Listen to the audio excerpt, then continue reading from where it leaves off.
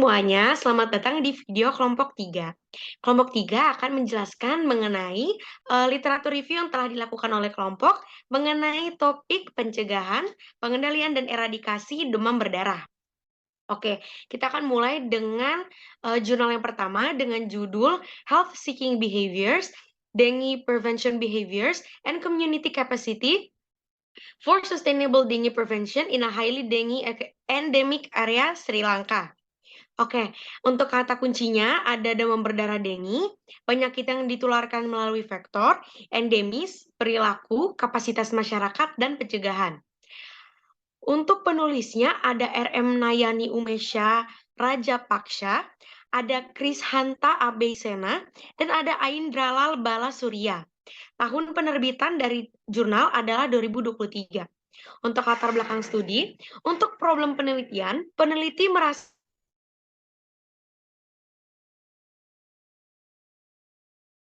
memiliki dugaan infeksi dengue karena HSB dini mengarah pada diagnosis dini dan pengobatan tepat waktu yang mengurangi konsekuensi negatif dari penyakit.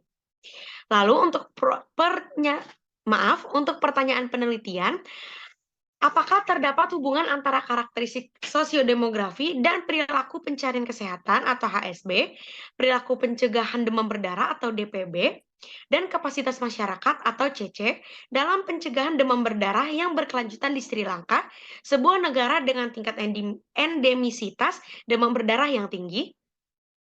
Untuk hipotesis penelitian, penelitian ini mengasumsikan bahwa perilaku HSB, DPB, dan CC yang tinggi dapat bermanfaat untuk pencegahan demam berdarah yang berkelanjutan di distrik Kurungela, Sri Lanka. Cakupan penelitian yaitu jumlah kasus demam berdarah yang tinggi di divisi MOH Kurunegala selama 5 tahun terakhir dibandingkan dengan 27 divisi lainnya, membuat divisi tersebut dipilih sebagai lokasi penelitian. Untuk desain penelitian, kuesioner yang telah diuji kemudian divalidasi dan digunakan untuk menilai HSB dan DPB, serta CC. Karakteristik sampel, orang dewasa berusia antara 18 sampai 70 tahun yang tinggal di rumah terpisah. Orang dewasa dari satu rumah tangga yang dipilih secara acak jika ada lebih dari satu individu dalam rumah tangga yang dipilih. Dan jika ada 2 atau lebih keluarga yang tinggal di lantai atas dan lantai bawah atau bagian samping rumah yang sama, maka unit-unit tersebut dianggap sebagai rumah tangga yang berbeda. Variabel yang diteliti dan pengukurannya. HSB dinilai menggunakan 3 aspek, yaitu respon awal untuk penanganan demam, durasi pemeriksaan darah, dan respon awal jika dicurigai menderita DBD. Total bagian diberi nilai 30 sesuai dengan skema penilaian dan dikonversi ke dalam persentase keseluruhan ASB dikategorikan menjadi 2 kelompok, yaitu memadai dan tidak memadai. Perilaku yang memadai digambarkan sebagai perilaku yang mencapai lebih dari 50% dari total skor. Penilaian DPB terdiri dari 5 bagian penilaian. Penilaian tersebut meliputi menggunakan pengelolaan sampah bernilai 25, pengelolaan penampungan air di luar ruangan bernilai 10 nilai, pengelolaan talang air di atap bernilai 10 nilai, yang diobservasi oleh para pewawancara. Pengelolaan sampah dinilai dari 10 bidang yang mencakup konsep 3R, yaitu reduce, reuse, dan recycling. Keseluruhan DPB dikategorikan dalam 2 kelompok, yaitu memadai dan tidak memadai. Perilaku yang memadai digambarkan sebagai perilaku yang mencapai lebih atau sama dengan 50% dari total skor. Modifikasi alat penilaian kapasitas masyarakat demam berdarah atau DCCAT digunakan untuk menilai tingkat CC. Ada 14 item kunci termasuk manajemen situasi kritis, kepemimpinan pribadi, dan lain-lain.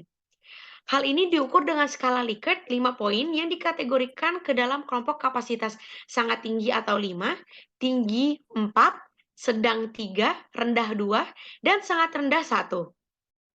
Nilai 0 diberikan untuk jawaban tidak yakin. Skala tersebut diberi 0 hingga 70 untuk alat dan persentase diambil untuk setiap alat. Dari total keseluruhan, lebih dari atau sama dengan 50% dianggap sebagai kapasitas masyarakat yang memadai. Teknik analisis data dilakukan dengan menggunakan Statistical Package for the Social Sciences atau SPSS versi 20. Uji C kuadrat diterapkan untuk menilai hubungan antara karakteristik sosiodemografi, DPB, dan CC. Regresi logistik berganda digunakan untuk mengontrol efek perancu. Untuk temuan penelitian, skor rata-rata HSB adalah 46,7%. Rata-rata DPB di keseluruhan rumah tangga adalah 38,5% dan skor rata-rata dari keseluruhan CC adalah 51,81%. Tidak ditemukan inkonsistensi atau argumentasi yang bertentangan dengan literatur yang sudah dibaca pada penelitian. Penelitian hanya mencakup satu daerah pada distrik Kurungela, sehingga hanya bisa mencerminkan sebagian situasi. Hal tersebut merupakan limitasi pada penelitian ini. Selanjutnya akan dilanjutkan ke jurnal kedua oleh teman saya. Jurnal Health Seeking Behaviors, Dengue Prevention Behaviors, and Community Capacity for Sustainable Dengue Prevention in a Highly Dengue Endemic Area, Sri Lanka, diambil karena menjelaskan mengenai upaya-upaya yang dilakukan oleh masyarakat yang dapat mencegah kejadian DBD, sehingga dapat membantu dalam topik yang diangkat oleh kelompok, yaitu pencegahan, pengendalian, dan eradikasi DBD. Jurnal dicari di Scopus atau Elsevier dengan keyword pencarian dengue and prevention. Jurnal yang dicari atau didapatkan bersifat open access, sehingga jurnal dapat diunduh melalui website. Jurnal diekstrasi dengan mengetikkan keyword jurnal pada kolom search documents. Tahap ini dilakukan untuk mengerucutkan dokumen yang ditemukan menjadi jurnal-jurnal yang relevan dengan topik. Penemuan jurnal-jurnal kemudian disaring dengan mencetang tahun 2022 dan 2023 pada kolom year agar jurnal yang ditemukan merupakan jurnal-jurnal terbaru dan sesuai dengan ketentuan penugasan, yaitu jurnal 2023 sampai 2023. Maaf, jurnal 2022 sampai 2023.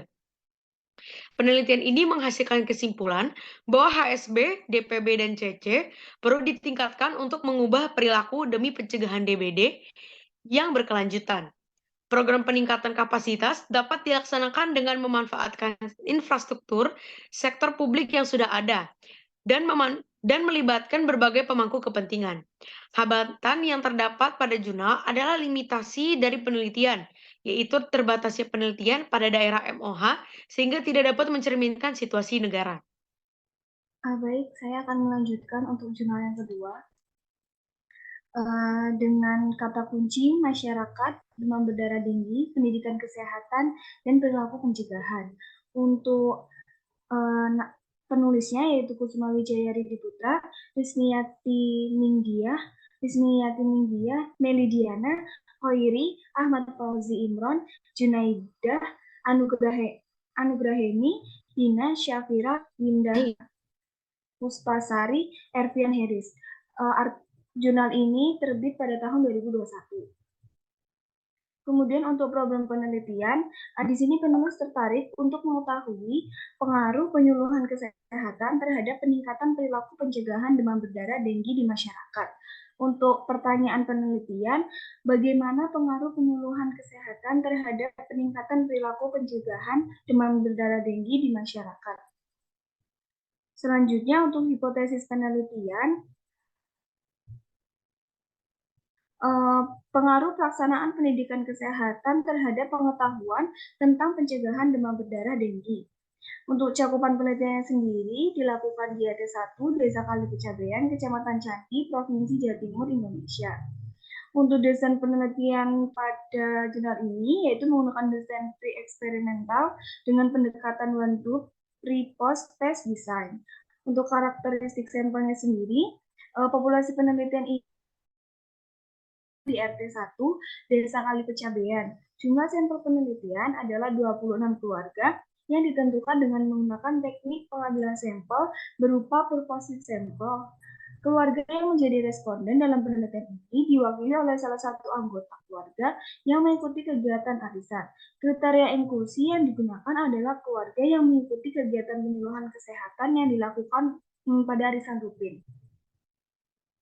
Kemudian untuk variabel yang diteliti dan pengukurannya, dalam penelitian ini menggunakan kuesioner pencegahan demam berdarah denggi atau DHFPG yang dikembangkan oleh peneliti, dan kuesioner ini terdiri dari 7 item yang berisi tentang pertanyaan tertutup terkait perilaku dalam pencegahan demam berdarah denggi dan penanganan pertama dalam menangani kasus demam berdarah denggi di lingkungan keluarga. Dalam kuesioner ini berbentuk pilihan ganda. Untuk teknis analisis datanya, setelah data terkumpul, kemudian dianalisis menggunakan Glucophene Rank Test dengan nilai P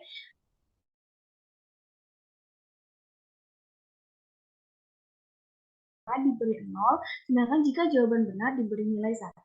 Setelah itu, nilai diakumulasikan dan dikategorikan menjadi 3, yaitu perilaku pencegahan baik dengan nilai benar 6-7, cukup perilaku pencegahan dengan nilai benar 4-5, dan perilaku kurang pencegahan dengan nilai benar kurang dari 3. Untuk hasil uji validitas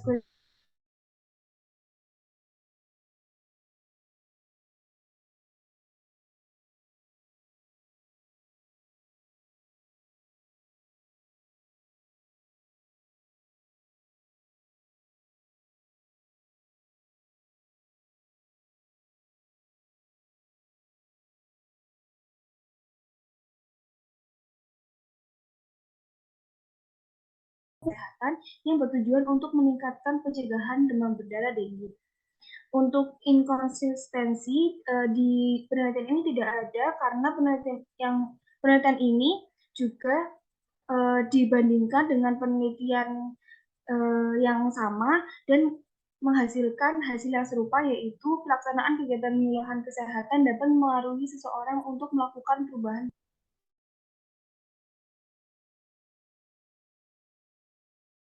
Lack of knowledge and false perception on space spraying against dengue in endemic area.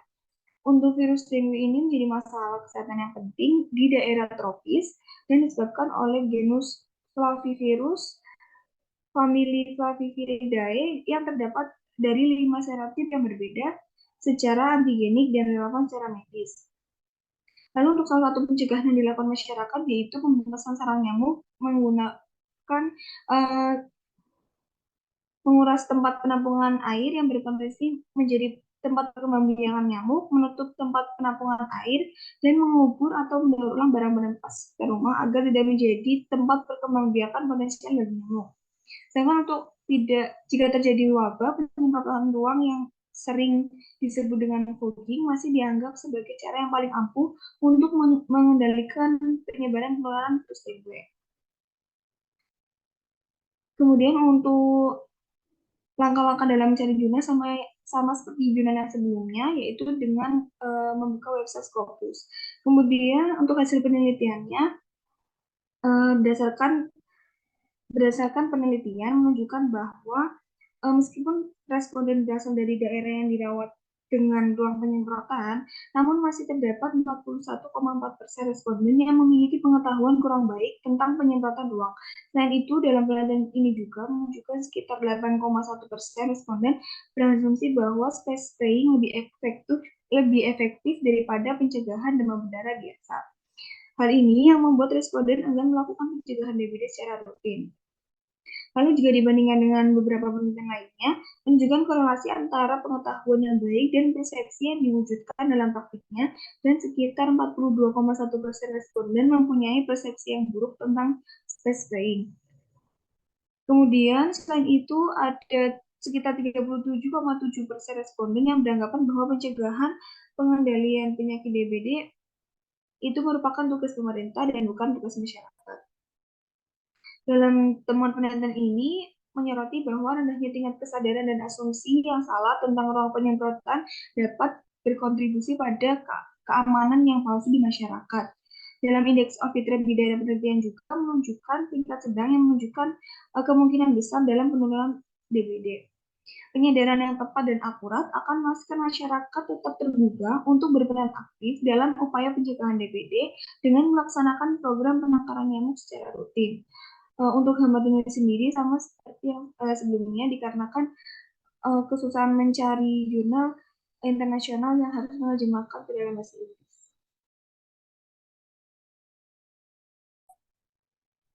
Yaitu dengan kata kunci masyarakat, demam berdarah, pengasapan, pengetahuan, penyemprotan luar ruangan.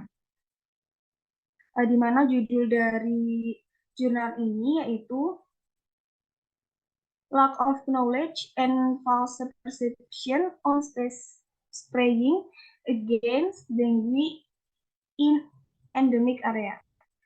Untuk penulisnya sendiri yaitu Siwita Mata Mars Wijayanti, Devi Oktaviana, Arnika Dwi Asti. Dan jurnal ini diterbitkan pada tahun 2020. Untuk problem penelitian sendiri, di sini penulis tertarik untuk mengetahui alasan masih kurangnya penggunaan space spraying di masyarakat dalam rangka pengendalian DBD di 3 daerah endemis di Kabupaten Kebumen, Jawa Tengah, Indonesia.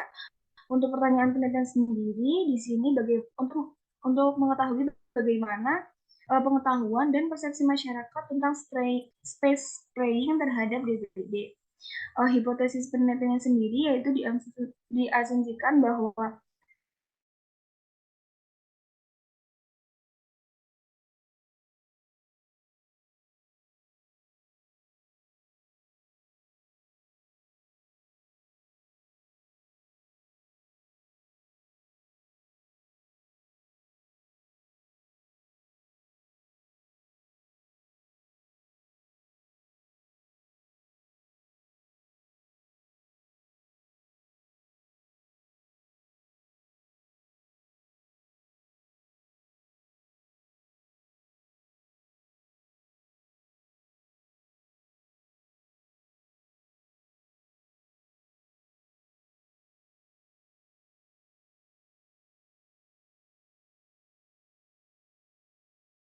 selanjutnya yaitu jurnal mengenai the effect of health education on increasing behavior for the prevention of dengue hemorrhagic fever in the community. Jadi penyakit demam berdarah dengue ini merupakan penyakit yang muncul pada musim hujan dan biasanya disebabkan oleh infeksi virus dengue yang masuk ke dalam tubuh manusia melalui perantaraan nyamuk Aedes aegypti. Nah, diketahui pada Provinsi Jawa Timur menduduki tingkat pertama dari 10 provinsi yang memiliki angka kejadian tertinggi di Indonesia dengan 2.567 kasus dan sekitar 47 orang meninggal dunia. Mencari dan mendapatkan jurnal dari website Scopus dengan langkah-langkah, yaitu yang pertama, buka website Scopus, lalu tekan sign in di pojok kanan atas dan masukkan menggunakan email email beserta passwordnya. Setelah berhasil, lalu tekan dokumen dan tuliskan keyword prevention, control, and eradication of dengue. Lalu akan muncul beberapa jurnal, lalu pilih jurnal yang cocok dengan topik, dan kemudian diklik lalu klik download. Nantinya file tersebut hanya berisi tentang judul dan ada seperti doi-nya. Lalu judul dan doi-nya itu tersebut di copy ke dalam Chrome, lalu akan muncul jurnal terkait dan kemudian baru bisa mendownloadnya. Untuk hasilnya sendiri, berdasarkan penelitian bahwa setengah dari responden sekitar usia 31 sampai 40 tahun terdapat 13 responden yang paling banyak berpendidikan SMA. Dan sebagian besar responden yang memiliki perilaku pencegahan demam berdarah dengue sebelum penyuluhan cukup banyak, yaitu sekitar 17 responden yang berubah menjadi perilaku pencegahan yang baik setelah dilakukan intervensi.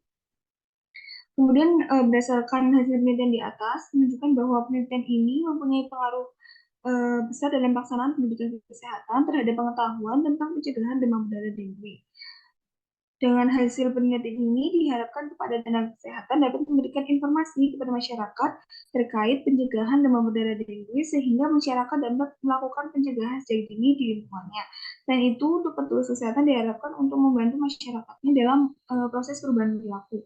Untuk hambatan yang dialami dalam memperoleh jurnal ini, di sini agak kesusahan untuk mencari artikel dikarenakan jurnal yang dicari merupakan jurnal internasional sehingga harus menerjemahkan kata kuncinya ke dalam bahasa Inggris. Jurnal selanjutnya menyelidiki mengenai bagaimana cara mengontrol penularan demam berdarah akibat vektor demam berdarah. Untuk kata kuncinya sendiri ada kontrol dan demam berdarah. Penulis pada jurnal ini adalah Asul Akmal Safi, Edson Duarte Moreira, Alberta Di Pasquale, Dirk Demuth, dan Joanne Yong-Suyin. Tahun terbitnya sendiri tahun 2023. Untuk problem penelitian pada jurnal ini adalah kurangnya informasi mengenai tingkat populasi untuk keinginan dalam melakukan vaksinasi demam berdarah di berbagai negara. Pertanyaan penelitian sendiri adalah apakah vaksin berpengaruh terhadap pengendalian demam berdarah. Hipotesisnya, penelitian ini mengungkapkan bahwa beberapa faktor perilaku terdapat hubungan positif dengan kesediaan untuk divaksinasi. Untuk cakupan penelitian adalah 7 negara di Amerika Latin dan Asia Pasifik, yaitu Argentina, Brazil, Kolombia, Meksiko, Indonesia, Malaysia, dan Singapura. Desain penelitiannya sendiri berupa survei elektronik kuantitatif cross-seksional yang dilakukan antara bulan September hingga Oktober 2022. Untuk karakteristik sampelnya, penelitian ini menargetkan 400 hingga 600 responden per negara, di mana pengambilan sampel berdasarkan jenis kelamin, usia, pendapatan, dan wilayah. Variabel yang diteliti berupa pengetahuan mengenai DBD, sikap terhadap DBD, praktek pengendalian vektor DBD, serta pencegahan gigitan nyamuk, pengetahuan dan sikap terhadap vaksinasi, dan peluncuran vaksin DBD. Responden akan mengisi survei yang mencakup 35 pertanyaan dalam survei utama, dan membutuhkan waktu sekitar 30 menit untuk menyelesaikan survei tersebut, serta diberikan dalam bahasa negara setempat. Untuk teknik analisis datanya sendiri berupa perbandingan bivariat dari hasil utama atau kesediaan untuk divaksinasi demam berdarah lintas sosiodemografi dan subkelompok dasar lainnya seperti usia, jenis kelamin, tingkat pendapatan, dan sebagainya.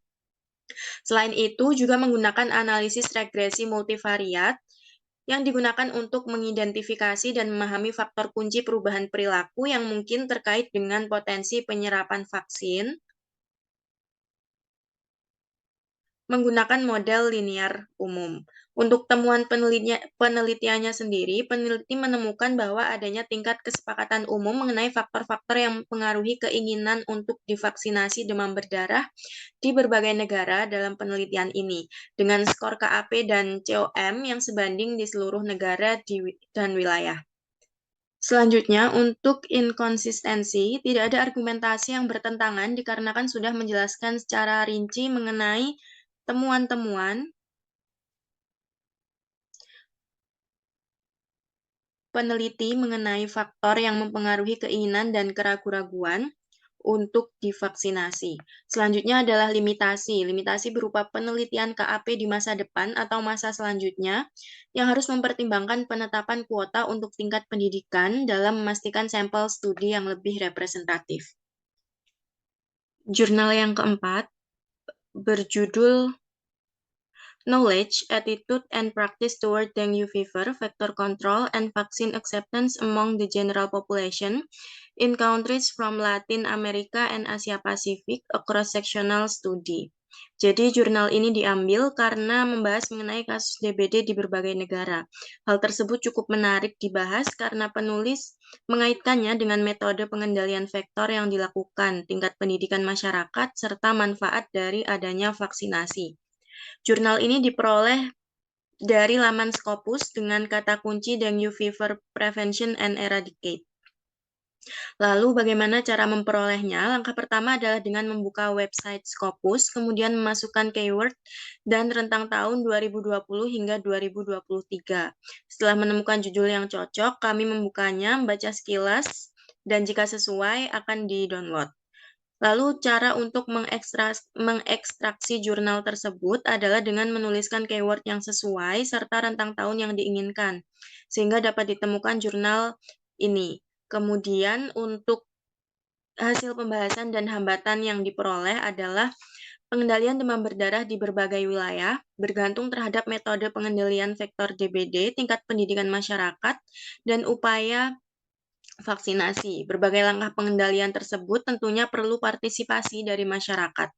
Penulis mengatakan kendala yang dialami adalah kurangnya informasi tentang vaksinasi masyarakat di berbagai negara.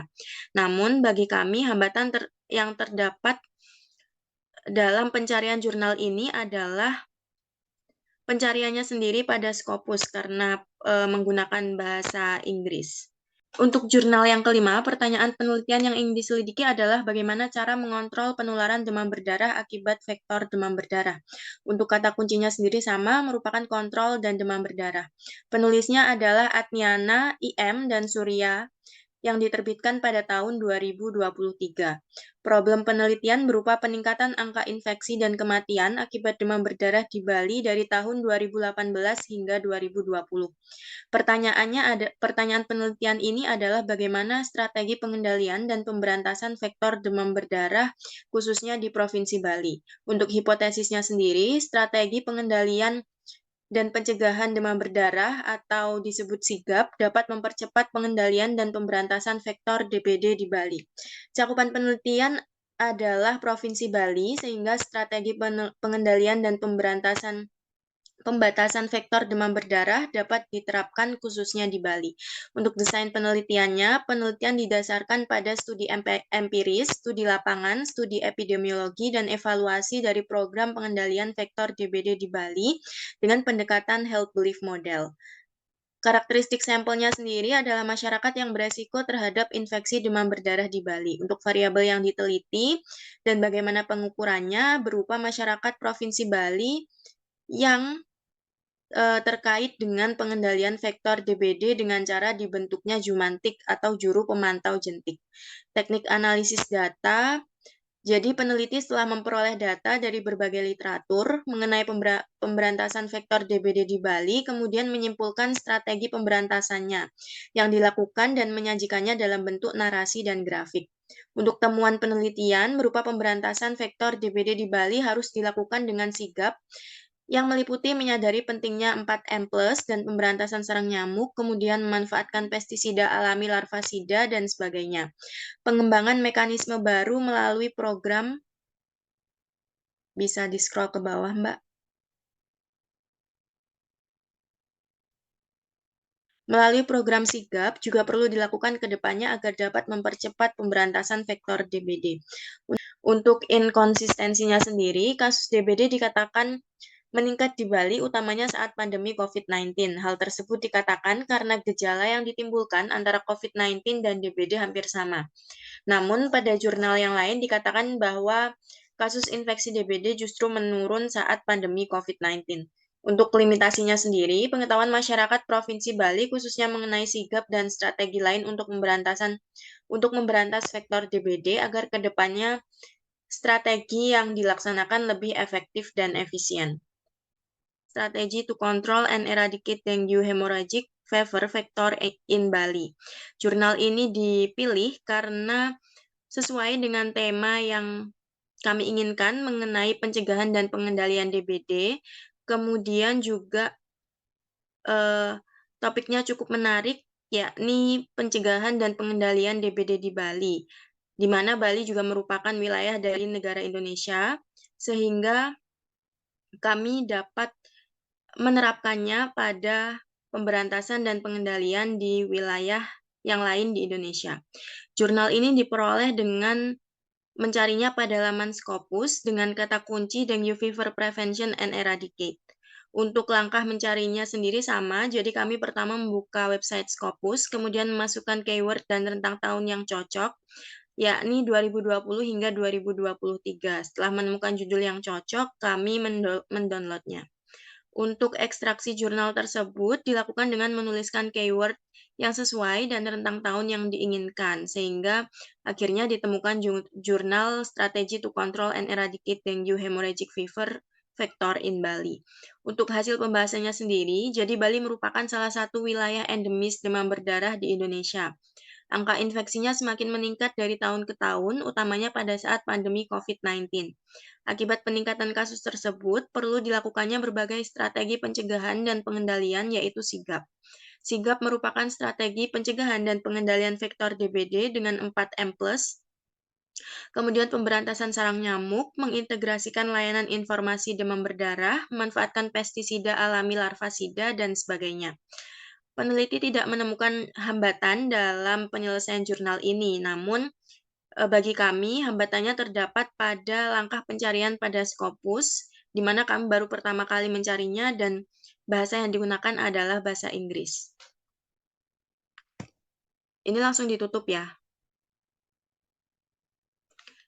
Sekian pembahasan mengenai literatur review tentang pencegahan dan pengendalian demam berdarah yang kami peroleh. Kurang lebihnya mohon maaf. Wassalamualaikum warahmatullahi wabarakatuh.